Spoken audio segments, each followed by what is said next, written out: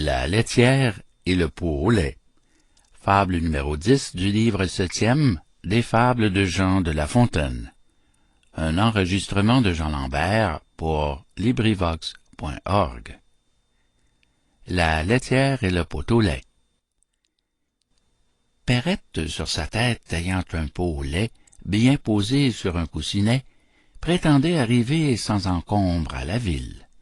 Légère et court vêtue, elle allait à grands pas, ayant mis ce jour-là, pour être plus agile, cotillon simple et souliers plats. Notre laitière, ainsi troussée, comptait déjà dans sa pensée tout le prix de son lait, en employait l'argent, achetait un 102, faisait triple couvée. La chose allait à bien par son soin diligent.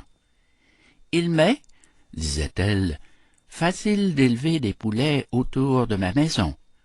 Le renard sera bien habile s'il ne m'en laisse assez pour avoir un cochon.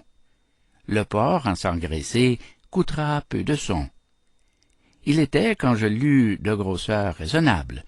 J'aurai, le revendant, de l'argent bel et bon.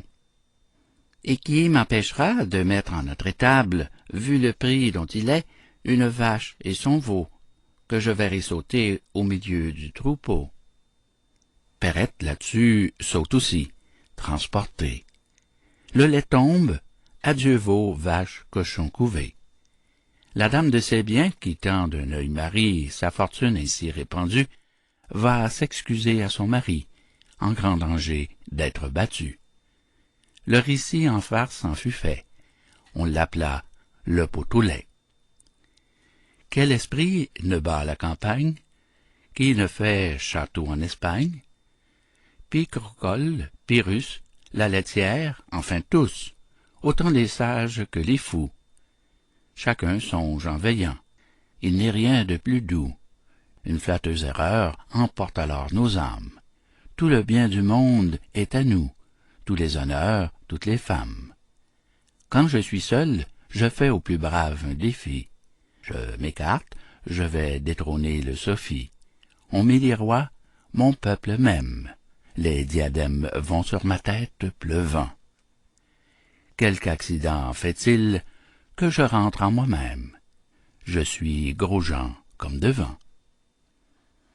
Fin de La laitière et le pot au lait. Fable numéro 10 du livre 7e des fables de La Fontaine. Cet enregistrement appartient au domaine public.